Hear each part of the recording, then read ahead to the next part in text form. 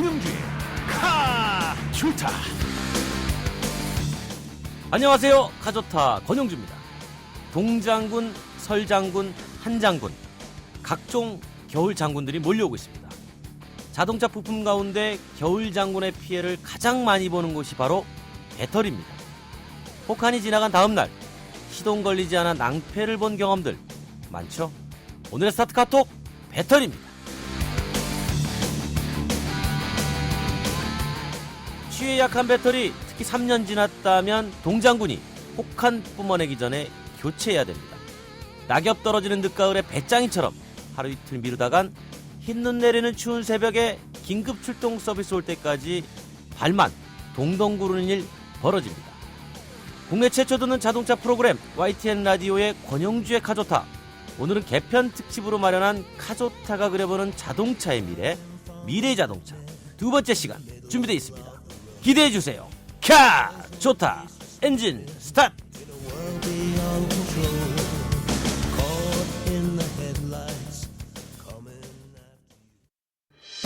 권용주의 카좋다. 베러 앤 디퍼런트 르노 삼성자동차. 세계를 향해 도약하는 글로벌 리더 쉐보레와 함께합니다. 오너 드라이버의 든든한 지원군 권영주의 카좋다. 정말 좋다. 좋다 좋아. 좋다 좋아.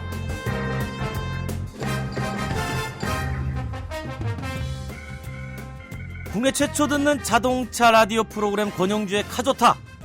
지난주에 이어서 YTN 라디오 카좋다 개편 특집 마련했습니다. 바로 카좋다가 그려보는 미래의 자동차, 자동차의 미래. 지난주 한국자동차산업학회장 역임했던 국민대 유지수 총장님 모시고 한국자동차 산업 진단을 했는데, 이번 주는 이제 한국자동차의 산증인, 한국자동차는 물론 세계 자동차 산업의 모든 것을 꿰뚫고 있는 현대자동차 박홍재 한국자동차산업연구소장님 모시고 우리 한국자동차의 현재와 미래, 그리고 한국자동차의 과제는 무엇인지 심도 있게 얘기를 나눠보겠습니다. 박홍재 한국자동차산업연구소장님 모셨습니다. 안녕하십니까? 예, 반갑습니다. 한국자동차산업연구소를 맡고 있는 박홍재라고 합니다. 제가 한국은 물론 뭐 세계 자동차 산업을 꿰뚫고 있어요. 있다고 말씀하셨는데 그 정도까지는 아니고 열심히 배우고 있습니다. 요즘 저 어떻게 지내세요?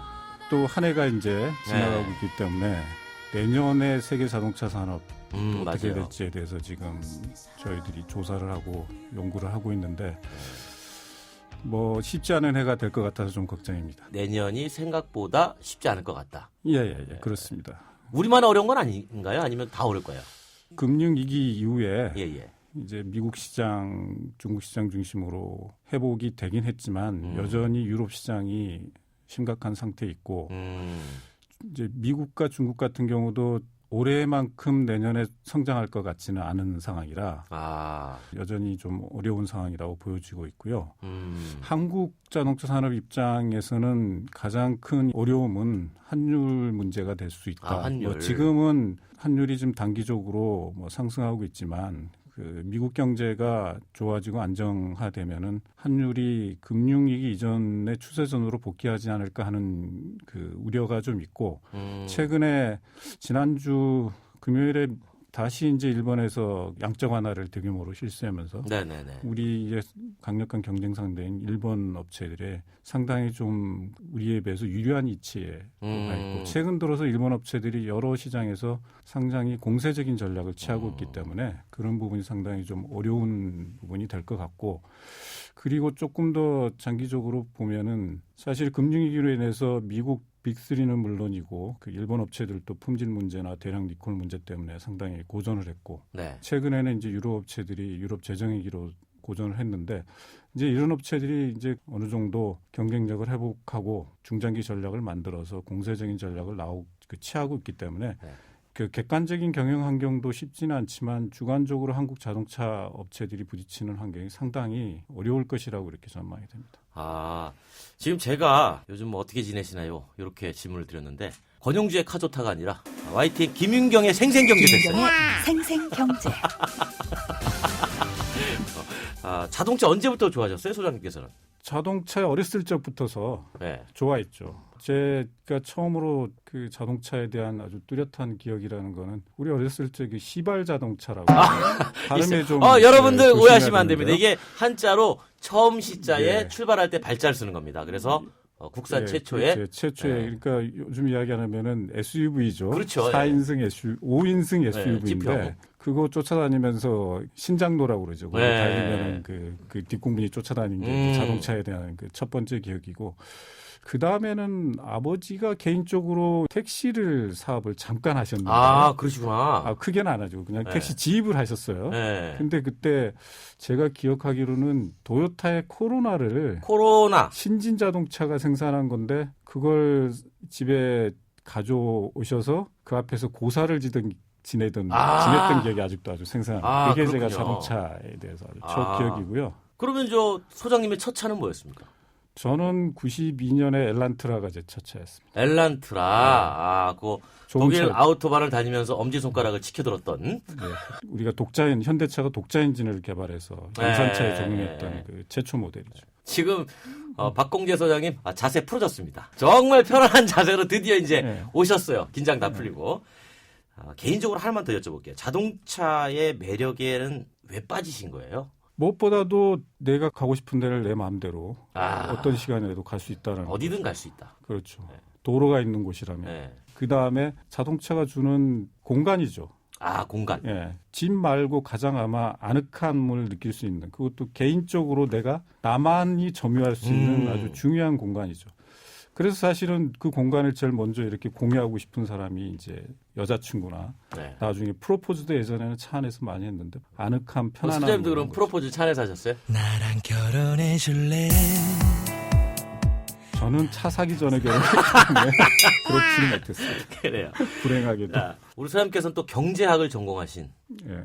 또 박사님이시고 또 지금 이제 자동차 산업의 어떤 전문가로 활동하고 계시는데 자, 그럼 이제 산업 얘기를 본격적으로 한번 나눠보죠. 이게 자동차가 사실 많은 나라에서 이 경쟁적으로 육성을 집중적으로 하고 있는 분야 중에 하나잖아요. 왜 이렇게 이 자동차 산업에 국가별로 뛰어드느냐? 그거 왜 그럴까요? 무엇보다도 성장과 고용을 촉진하는데 자동차만큼 좋은 산업이 없다라고 보여지고요. 실제 역사를 보더라도 세계 4대 경제 강국을 보면 그대로가 사실 세계 4대 그 자동차 생산 강국입니다. 그럼 미국, 독일, 중국, 독일, 일본. 중국, 일본. 그 다음이 저희가 5등인데 저희는 사실은 GDP 순서로만 따지면은 13인데 어떻게 보면은 경제 규모나 이런 데 맞지 않게 사실 자동차 산업이 굉장히 발달돼 있는. 자동차는 5위잖아요. 그렇죠. 글로벌 탑5. 기본적으로 자동차 산업이 말씀하실 때 뭐 고용도 그렇고 성장도 그랬다는데 구체적으로 어떻게 기여를 하고 있는 겁니까? 사실 100여 년 전을 생각해 보면은 미국의 실리콘밸리가 디트로이트였고요. 그렇죠. 그 당시 유명한 에디슨이나 뭐 헨리 포드 뭐 이런 사람들이 다 거기 살면서 미국의 산업을 발전시켰는데 디트로이트의 최근의 운명을 보면은 이제 정말 자동차 산업이 얼마나 한 도시의 운명을 바꾸는지에 대한 극단적인 모습을 보여주는 건데 인구만 하더라도 한때는 200만 가까이 됐지만 지금 디트로이트 자체 인구는 거의 한 7, 80만 정도 수준으로 3분의 1 정도로밖에 지금 되지 않고 있고요. 그렇죠. 도시에 가보면은 직접 가서 보면은 야 이렇게 도시가 망가질 수 있구나. 망가질 수 있구나 이런 걸 느낄 수 있고 아주 그 좀 쇼킹했던 뉴스는 거기에 그 이제 일자리가 없어서 집을 떠난 사람들이 많이 늘어나고 그러니까 빈 집들하고 거기 사무실이나 뭐 이런 것들을 다 없애서 그걸 농지로 개발을 해서 다시 이제 농업을 하겠다라는 그런 프로젝트도 결국 다시 2차 산업으로 추진 계획이 있었던 걸로 알고 있습니다. 다시 시각을 옮겨서 중국으로 가보면 뭐 기아차가 진출한 염성의 동풍 열달 기아 같은 경우는 거기가 이제 염성시의 개발지구하고 시내가 묶여져 있는데 그게 저희가 처음에 공장 진출할 적에 거기가 인구가 한 30만 정도 됐어요. 30만 명이면 한국에서는 지방 중소도시 정도 되는 거죠. 제가 작년에 가보고 깜짝 놀란 게 90만 명으로 인구가 늘어갔고 그전에 뭐 어떤 조그마한 시골의 소도시 규모였는데 지금은 뭐 상점벽해라고 그래요. 천지가 개발할 정도로까지 도시가 발전을 했고 그만큼 또 사람들이 일자리도 많이 생기고 도시가 활력이 넘쳐 흐르는 걸 봤어요. 그 두 도시를 이렇게 비교를 해보면은 자동차 산업을 극명하군요. 예, 발전을 시키고 발전시키지 못하고의 차이가 얼마나 큰지 이런 것들 우리가 그냥 알 수가 있고요. 기아차 같은 경우는 거기 진출한 지 이제 한 10년 정도 되지 않았나요? 그렇죠. 그러니까 10년 만에 30만에서 네. 90만으로 됐다. 그렇죠. 어마어마한 거죠. 예. 조금 더 뭐 역사를 거슬러 올라가면 한때 세계 자동차 산업을 주름잡았던 나라가 영국입니다. 50년대만 하더라도 영국이 세계 자동차 생산 미국에서 두 번째였고 네. 수출로는 세계 1위를 했는데 지금은 사실은 영국 국기를 달 수 있는 업체가 이제 그렇죠. 하나도 없어졌고 없죠. 사실은 그래서 영국 경제 쇠퇴를 영국 자동차 산업의 쇠퇴라고 이렇게 같이 생각하는 사람들도 굉장히 그러니까 많이 우리가 있을 뭐 정도로. 영국의 제조업은 몰락했다. 예, 뭐 이렇게 얘기들 많이 대표적인 하잖아요. 상징적인 사건인 거죠 자동차가. 그렇죠. 최근에는 물론 이제 외국 업체들이 영국에 진출하면서 예를 들어서 BMW가 미니 그치, 공장을 인수하고 인수해서 이제. 다시 이렇게 좀 예. 붐이 일어나고 있긴 하지만은 그게 단적으로 얼마나 자동차 산업이 국가 경제의 운명까지 바꿀 수 있는지를 보여주는 아주 좋은 사례라고 이렇게 생각이 듭니다. 우리나라도 그렇게 따지면 자동차 산업이 꽤 중요하다는 말씀으로 해석이 되겠네요. 당연하죠. 네. 그러니까 우리나라가 이렇게 성장하는 데는 사실은 다른 제조업, 전자나 이런 부분의 제조업의 경쟁도 중요했지만 자동차 산업을 여기까지 발전시켰다는 건 굉장히 중요한 사건이고요. 네. 사실 한국은 많은 경제학자들이 볼 때 비교 이론에 입각해서 보면은 자동차 산업이 발전할 것이라고는 그렇게 예상치 못한 국가 중에 하나입니다. 그렇죠. 나중에 전쟁 이후에 자동차 네. 만들기 시작해가지고 70년대 저희가 자동차 산업을 시작할 때만 하더라도 아시아에서 자동차 산업이 성공할 나라를 꼽으라고 그랬으면은 네. 그때 어떤 나라였을 것 같아요? 일본 정도가 이제 일본은 이미 그때 이제 그때 성장을 있었고. 하고 있었고 그 다음이 누구냐 했을 때 많은 사람들 생각은 대만. 근데 이제 지금 보면은 대만은 독자적으로 자동차를 생산할 수 있는 업체는 없습니다. 저희도 대만에 그 녹다운 방식 KD 공장을 갖고 있고 다 그런 식으로 대만 시장에 대만에 진출을 자동차 해요. 회사가 있긴 있었죠. 부품 업체는 굉장히 발달을 했어요. 부품 그래요? 산업들은. 어. 그런데 완성차 업체를 발전을 못 시킨 거죠. 그렇구나. 그럼 우리가 이렇게 단기간에 빨리 발전할 수 있었던 요인은 뭐라고 봐야 될까요? 대만하고 좀 비교를 해보면은 네. 그때 이제 대만 같은 경우는 부품 산업이 발전돼 있긴 했지만 완성차까지를 포함한 일관 생산 체제를 가지고 가는 거는 좀 무리다라고 대만에서는 생각을 한 것 같아요. 대만 내부에서. 예, 그래서 자동차 부품 산업을 발전시키는 쪽으로만 이렇게 갔고 우리 같은 경우는 처음부터서 어떤 정책을 가져갔냐면은 뭐 60년대 포니가 나오기 전까지는 뭐 외국 업체들 포드나 이런 데랑 제휴를 해가지고 거기 제품을 국내에 단순 조립해서 생산하는 이런 네. 체제를 갖추고 있다가 74년에 이제 포니 그러니까 고유 모델이라는 거죠. 우리 나름대로 우리 브랜드를 달고 해외 시장에 가서 팔 수 있는 모델을 만들겠다는 계획을 세웁니다. 이탈 디자인이 디자인을 했었죠. 예. 지금 중국 같은 경우는 합자 형태로 지금 많은 중국 업체들이 이제 정부에서도 그런 방식으로 발전을 시키겠다고 했지만 우리 같은 경우는 사실은 독자 성장 노선을 취했던 거죠. 그렇죠. 그 당시에 이제 돌아가신 종주영 회장님 결정을 하셨고 자동차는 엔진부터 시작해서 완성차 조립까지를 다 생산을 해야지 돈을 벌 수 있는 산업이고 그 자동차 산업을 하는 거는 국가의 대표 산업을 하는 거기 때문에 굉장히 중요한 그 의미가 있다라고 판단하시고 독자 성장 노선을 취해서 다른 외국의 선진 업체들하고 제휴하지 않고 그 당시 사실은 뭐 맨 땅에 헤딩하는 식으로 시작을 했기 때문에 기술도 없었고 지금 말씀하신 대로 차를 디자인할 능력도 없었고 일관 생산 체제를 운영해 본 적도 없고 그렇죠. 그리고 국내 시장은 또 굉장히 작았고 그렇죠. 국내에서 자본을 줘다는 거 어려워서 해외에서 돈을 가져. 빌려야 되고. 그래서 결국은 뭐 어떻게 보면은 현대차는 처음부터서 저는 글로벌 컴퍼니였다고 생각하는 게 해외에서 인재를 데려오고 해외에서 제품도 디자인을 해오고 그 처음부터서 내수 시장에 의존한 게 아니라 해외 시장을 개척하는 식으로 해서 성장을 하겠다. 성장 노선도 독자 성장 노선이었고 또 굉장히 진입 장벽이 높은 해외 시장을 타겟으로 시작을 했다는 게 어떻게 보면은 시련은 있어도 실패는 없다. 이 이야기가 뭐 가장 책 제목 같아요. 예, 네. 그렇습니다. 그래서 그게 제가 볼 때는 가장 중요한 거였고 그 당시 이제 정부가 잘한 정책 중에 하나가 그걸 뒷받침할 수 있는 인적 자원들을 체계적으로 육성시켜줬다는 거죠. 그게 공고입니다. 그러니까 그 당시 같은 우리가 돌이켜보면 70년대 이렇게 가면은 가난한 농촌 출신들이 그 전액 장학금을 지불했던 공고를 굉장히 많이 갔잖아요. 많이 갔죠. 금호공고나 뭐 네. 이런 아주 대표적인 아주 그래서 뛰어난 네. 뭐 인적 자원들이 공고를 가서 기술을 배워서 그 사람들이 자동차 산업에 많이 공급이 됐다는 거죠. 그게 사실은 아주 중요한 거였고 그 다음에는 엔지니어들의 열정. 지금도 그거는 뭐 여전히 작동하고 그렇죠, 있는 뭐. 거지만 꺼지지 않는 24시간 연구소 뭐 이런 그러니까 얘기가 그건 또 나오죠. 우리 공대가 굉장히 좋은 네. 요즘은 의대를 가지만 그때는 공대가 그렇죠. 좋은 예. 뭐, 그러니까 제가 그때 70년대, 80년대 이렇게 열심히 일하셨던 분들 이제 만나서 말씀을 들어보면 많이 아팠대요. 맨 땅에 헤딩을 너무 많이 해가지고 이마가 많이 아프셨다고.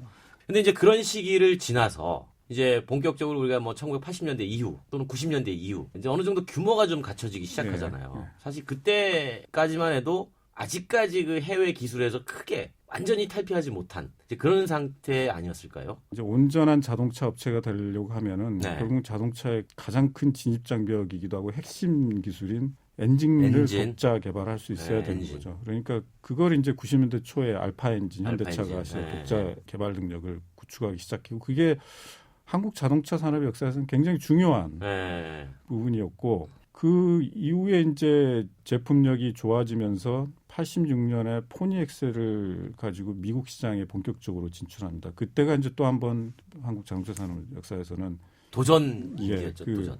중요한 시점이었죠. 그래요.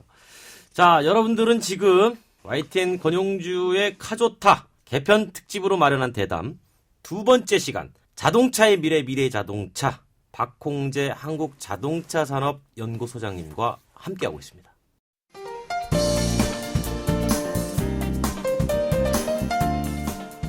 (2014) 가을 개편 특집으로 마련한 카조타가 그려보는 미래의 자동차, 자동차의 미래. 흥미롭게 듣고 계신가요? 오늘은 두 번째 시간으로 현대자동차 박홍재 한국자동차산업연구소장과 함께 한국자동차 산업의 미래 모습을 예측해보고 있는데요. 박홍재 소장은 현재 현대자동차 한국자동차산업연구소장에 재직하면서 국내 자동차 산업 구조를 체계적으로 연구해 앞으로의 발전 방향을 제시하고 있습니다.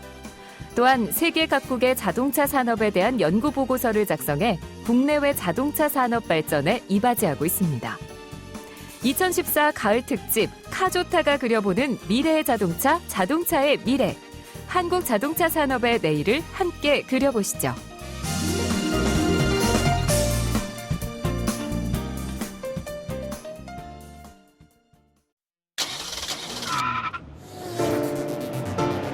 산막은 낙타 자동차가 좋다 엠마를 시동 출동 부르릉 머플러 머구러러 날려 인생을 밟아 달려 신나게 출겨 국내 최초 자동차 전문 라디오 권영주의 카조타. 네, YTN 라디오 권용주의 카조타 개편 특집 괴담 아닙니다. 대담. 두 번째 시간 자동차의 미래의 자동차 우리 박홍재 한국자동차산업연구소장님과 함께하고 있습니다. 사실 미남이세요. 고맙습니다. 정말 이 센스. 자, 그러면 저희가 지금까지 앞서에는 자동차 사실 역사의 초창기부터 한국 자동차 산업이 기반을 닦을 때까지 쭉 말씀을 해왔는데 한 번 넘어졌어요. 세게 한 번 넘어졌죠. 예, 그게 이제 98년 외환위기 때. IMF 때. 예, 그래서 정말 진짜 힘들었죠. 정말 힘들었죠. 예. 지나가고 나서 보면은 한국 자동차 산업의 통공에서는 굉장히 중요한 네. 시점이에요. 결국 내수 시장이 급격하게 위축되면서 저희가 수출 아니면 살아남을 수 없는 환경이었고 86년에 포니에셀로 성공을 했지만 그게 3년 정도밖에 가지 못했던 네. 이유가 품질에 이제 결정적인 아. 그 문제가 있어서 미국 시장에서 수출도 또 줄어드는 그런 네. 위기 상황이었죠. 근데 이제 그걸 극복하는 과정에서 뭐 현대차가 내세웠던 게 이제 품질 경영. 네. 10년 10만 마일이라고 그 당시에는 정말 그거 하면은 회사가 망할 것처럼 이야기하는 사람들도 많았고 많았죠. 그랬는데 일종의 배수의 진을 치고 품질 경영 그게 사실은 성공을 거두면서 그걸 바탕으로 해서 그 이후에 이제 2002년 말에 중국 그 전에 인도 시장은 98년에 네. 진출했지만 본격적으로 해외 진출을 현대차가 시작을 했고 5년은 미국 시장 이렇게 하면서 글로벌 확대 성장 전략을 아주 성공적으로 그 완수를 해냈습니다. 결정적으로 현대차가 도약할 수 있는 그 기반들을 만들었고 그 이후에 이제 08년에 사실은 또 이제 글로벌 금융위기가 발생했는데 한번 오죠. 예. 리먼 브로더스. 근데 이제 그게 그야말로 위기인데 전화위복이 된 자동차 산업을 하는 입장에서 보면은 자동차 산업이 사실 추격자가 그 앞에 선발 주자들을 쫓아가기 굉장히 어렵습니다. 상당히 어려워요. 예. 네. 예전의 사례들을 보더라도 일본 차가 미국 차를 따라잡을 때는 사실 오일 쇼크라는 게 그 계기가 그렇죠. 됐던 거고요. 금융위기가 그걸 쫓아갈 수 있는 따라잡을 수 있는 아주 중요한 기회일 수도 있다라는 이렇게 판단이 있었는데 그 즈음에 저희가 내놓은 차들이 제품으로 네. 성능으로 인정을 받기 시작하면서 대박을 터뜨리는 이제 이런 게 그래서 선진 시장에서도 저희가 가치를 인정받기 시작하고 그래서 제값을 받을 수 있게 되는 이제 이런 08년 이후에 현대기아차 같은 경우는 판매 대수로만 따지면 한 14% 가까운 성장들을 2012년까지는 했으니까 어마어마한 자동차 거죠. 산업의 역사에서 보면은 뭐 없었어요. 정의적인 그런데 이제 문제는 앞으로는 자동차 환경이 변한다. 쉽게 말하면 내연기관 자동차에 더 이상 의존하지 않고 스마트폰에 바퀴를 달고 가든지 아니면 전기 제품에 바퀴를 달고 가든지 바뀌지 않겠습니까? 자동차가 사실은 맨 처음에 등장할 적에는 네. 친환경 교통수단이라서 곽광을 받던 시절이 있었어요. 그 이유가 뭐냐면 말이 하도 배설물을 예, 그 하도 많이 나오니까. 배설물을 많이 네. 해서 도시가 완전히 그 막 냄새가 냄새와 이상 뭐. 그래서 최초의 자동차는 친환경 제품이었는데 그 이후에 자동차가 이제 대량으로 보급이 되고 그러면서 뭐 자동차에 관련된 여러 가지 사회적 문제, 사회적 비용들이 많이 네, 발생하게 그렇죠. 네. 그런 차원에서 이제 자동차 이 기술적인 전환이 지금 이제 그렇죠. 요구되고 있는 그런 상황들이고요. 근데 좀 역설적인 상황은 뭐냐면 지금 전기차나 이렇게 해서 기존 내연기관의 대체에 대한 이야기들이 많이 나오고 있지만 네. 최근 자동차 산업의 기술을 봤을 적에 그 전에 어떤 시대들하고 비교해 보면 가장 많은 성과가 나타난 부분은 내연기관의 연비 개선입니다. 연료 효율 개선. 예, 네. 연비가 기존 내연기관의 연비가 획기적으로 지금 개선되고 있다는 거고요. 사실은 전기차든 아니면 연료전지차든 뭐 다른 어떤 파워트레인을 사용하는 그런 차들을 개발하는데 필요한 투자 비용을 조달하기 위해서도 내연기관의 차를 효율 좋은 내연기관 차를 많이 팔아야 돼요. 예. 네. 가장 치열한 경쟁이 자동차 업계에서 지금 일어나고 있는 부분은 내연기관의 연비 개선. 아, 효율이다.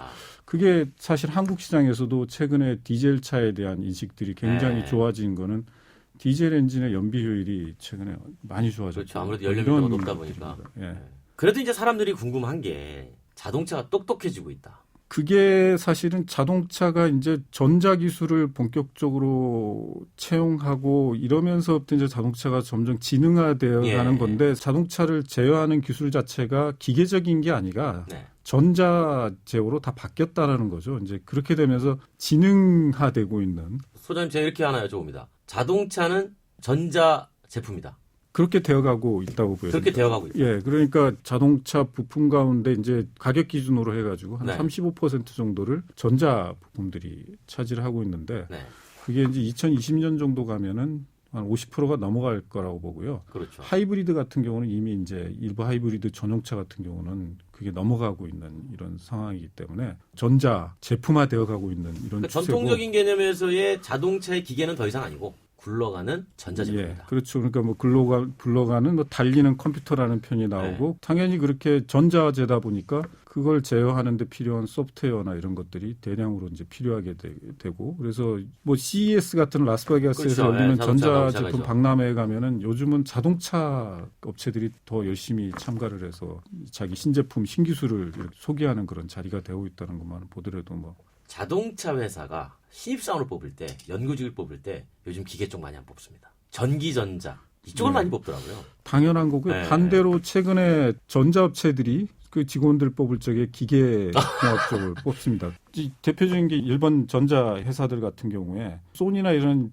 일본의 대표적인 전자 업체들이 삼성한테 이제 이렇게 좀 밀리고 이러면서 많은 일본 전자 회사들이 한 10여 년 전부터 자동차 부품 쪽으로 부품 생산 쪽으로 굉장히 많이 전환을 하고 그렇죠. 컴퓨터에 바퀴가 달려 있는데 예. 이것을 전자 회사가 바퀴를 갖다 다느냐, 아니면 자동차 회사가 전자 제품을 안에 먼저 넣느냐. 사실은 자동차를 개발하는 거하고 전자제품 개발하는 게 아주 굉장히 다릅니다. 물론 다르죠. 예. 그러니까 자동차는 목숨이 담보가 돼 있는. 예, 첫째는 생명이라는 그게 달려 있고 그 다음에는 이렇게 오픈된 공간에서 아주 다른 환경에서 움직이고 움직이기 때문에 연구개발하는 방식부터서 완전히 다르기 때문에 전자업체에서 자동차를 개발하는 건 쉬운 일은 절대 아니라고 보시고. 예. 자, 그러면 IT 회사들이 자동차를 만든다. 실제로 구글이 만들고 있지 않습니까? 자율주행차는 어쨌든 궁극적으로 자동차가 도달해야 될 어떤 한 지점이라고 보여집니다. 사실 자율주행차를 연결하는 건 통신인데 예를 들어 네. 통신이 두절된다든가 이랬을 때는 어떻게 할 거냐.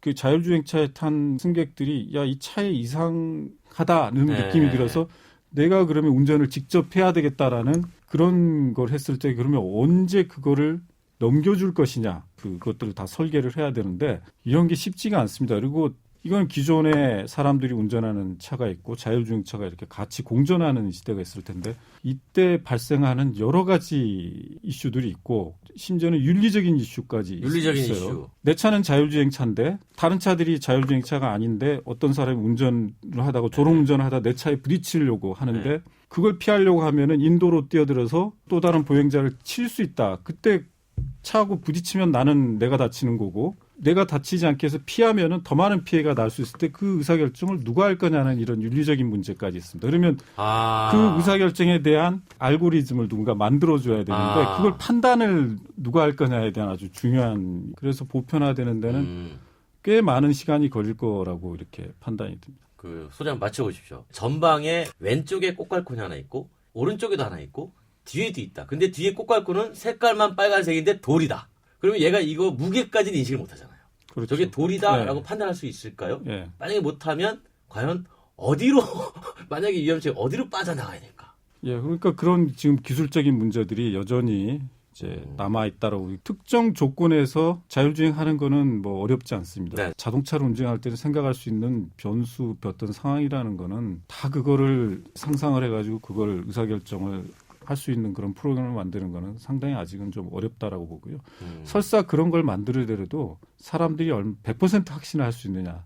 저기 한 자동차 회사에서 시험을 했잖아요. 실제로 자율주행 자동차 가지고 시험을 했는데 사람들의 손이 스티어링 휠에서 떨어지긴 떨어졌는데 5cm 미만으로 떨어져가지고 이렇게 가고 있는 만약에 겁이 나니까 자율주행 자동차 이른바 스마트카 시대가 오긴 올 거예요. 맞습니다. 그리고 네. 그게 굉장히 자동차 업체에서는 중요한 의미를 갖습니다. 그렇죠. 어쨌든 교통사고를 0%로 만드는 네. 거고 그다음에 운전에 대한 부담을 줄여주는 거기 때문에 자동차 업체들이 당연히 추구해야 될 목표라고 보여지고요. 당연히 우리 업체들도 그런 부분에서 차별화된 어떤 경쟁력을 이제 확보하지 않으면 안 되는 상황이 됐다고 판단합니다. 그럼 우리나라 자동차 산업이 그런 미래를 대비하기 위해서 뭐 정부나 기업이나 또는 소비자나 뭘 해야 될까요? 자동차 산업이 지금 어떻게 보면은 구조적인 전환을 지금 네네. 해 나가고 있기 때문에 정부 그리고 우리 고객들 한국 자동차 산업의 미래에 대해서 그리고 지금 우리가 갖고 있는 과제에 대해서 좀 공감할 수 있는 국가 차원의 정책 전략 아젠다가 좀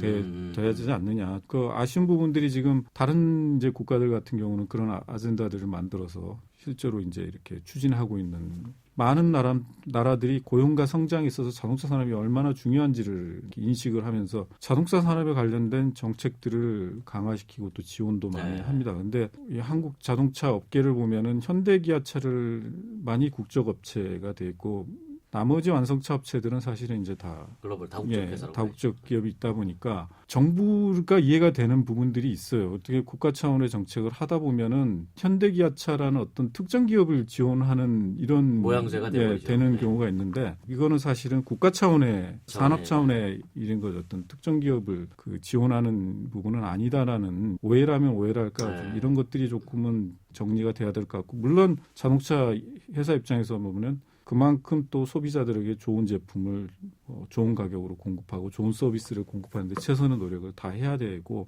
또 한국 경제의 발전을 위해서 최선의 노력을 다 해야 됩니다. 바로 그런 자세들이 좀 잘 모아졌으면 하는 바람입니다. 자, 그럼 마지막으로 제가 한 말씀만 이제 해주실게요. 네. 무려 저희 프로그램을 전체 시간을 할애해서 지금 쉬지 않고 제가 질문 하나 던지면 틈을 안 줬어요. YTN 라디오 권영주의 카조타가 국내 최초의 자동차 프로그램을 지향하고 나오지 않았습니까? 이 프로그램이 또 잘 되려면 이렇게 해야 된다. 뭐 지금처럼 하시면 잘 될 것 같은데요. 지금처럼 이렇게 막 하면 됩니까? 예. 자, 권영주의 카조타가 그려보는 미래 자동차, 자동차 미래 두 번째 시간 박홍재 한국자동차 산업연구소장님과 함께 정말 오랜 시간 진하게 얘기 나눠봤습니다. 앞으로도 한국 자동차 발전을 위해서 너무나 많은 노력 부탁드리겠습니다. 예, 고맙습니다. 오늘 초대해 주셔서 감사합니다. 고맙습니다. 지휘자 금난세입니다. 베토벤이 후세에 위대한 음악을 남길 수 있었던 것은 악상이 떠오를 때마다 반드시 메모하는 습관 때문입니다. 최고의 음악을 위한 금난세 씨의 노력은 매일매일 양지 다이어리와 함께합니다. 나의 역사 속엔 언제나 양지 다이어리. I started this war killing Germans in Africa. Now I'm killing Germans in Germany. 역사를 바꾼 그들의 불가능한 전쟁이 시작된다. 300 of them. We never run before. Why are we gonna run now? Fire! Come on! We are on our own. Here we go. 브래드 피트, 로건 레먼, 퓨리. 11월 20일 IMAX 대개봉. 15세 이상 관람가. 당신의 아파트는 평택의 비전을 품었는가? 삼성 반도체가 선택한 평택의 개발 비전. KTX 신평택역 개통 예정으로 더 빨라지는 미래 가치. 평택 비전 푸르지오. 선점하십시오. 평택의 프리미엄. 11월 오픈 1670-7087 대우건설. 안녕하셔요? 저 비단이구만요. 알뜰한 우리 음에 가족들 챙기는 데는 아낄 줄을 몰라요. 알뜰한 주부님들 통신비만큼은 M모바일이 아껴드릴게요. 스덤폰 모델로 유심만 바꾸면 통신비가 최대 반값. 따질수록 KT 알뜰폰 M모바일. 가입문의 1899-5000번. 100년의 편지 써보셨나요? 지금의 마음을 영상이나 음성 편지로 보내주시면 정해주신 미래의 날짜에 전해드리겠습니다. 10년이 걸리든 20년이 걸리든 꼭 전해드리겠습니다. 변치 않는 마음을 전하는 SK텔레콤 100년의 편지. 지금 티스토어에서 다운받으세요. 한국타이어가 전하는 겨울 소식. 겨울이 오기 전에 사람은 김장 준비, 동물은 겨울잠 잘 준비하는데 그럼 자동차는? 겨울용 타이어 미리 준비해야죠. 한국타이어 홈페이지에서 예약하시면 선물을 드립니다. 11월 15일까지 드라이빙 이모션 한국타이어. 여보 컨덴싱 보일러를 바꿨더니 가스비가 정말. 그래, 가스비만 줄어도 저렇게 좋아하던 때가 있었지. 국내 최초 전기까지 만들어주는 콘덴싱 전기발전 보일러. 컨덴싱 보일러 여기까지 왔다. 국가대표 보일러 형동나비엔. 우리집 통신 대표번호 101. TV지를 101로 인터넷을 101로 홍보이도 101로 모두 가입해. CCTV 맘카도 101로 함께 101. 우리집 통신은 101로 모두 다 해결해요. LG U+. 향기 레시피에서 골라보세요. 전 바닐라 부케요. 섬유 유연제와 다우니 아로마 듀얼을 함께 쓰면 새로운 향기가 만들어집니다. 향기 좋다. 다우니 향기 레시피로 당신만의 향기를 만드세요. 다우니 아로마 듀얼. 포르덴트 접착크림 아시죠? 틀니를 붙여주는 접착크림이요. 이번에 무료로 샘플을 나눠준답니다. 080-901-4100으로 전화를 주십시오. 080-901-4100. 이제 폴리덴트로 자신있게 먹고 말하고 웃으세요. 폴리덴트 글락소스미스클라인. 본제품은 의료기기입니다. 국내 최초로 시도하는 라디오 전용 자동차 전문 방송 권용주의 카조타. 이 프로그램은 베러앤디퍼런트 르노 삼성 자동차, 세계를 향해 도약하는 글로벌 리더 쉐보레와 함께합니다.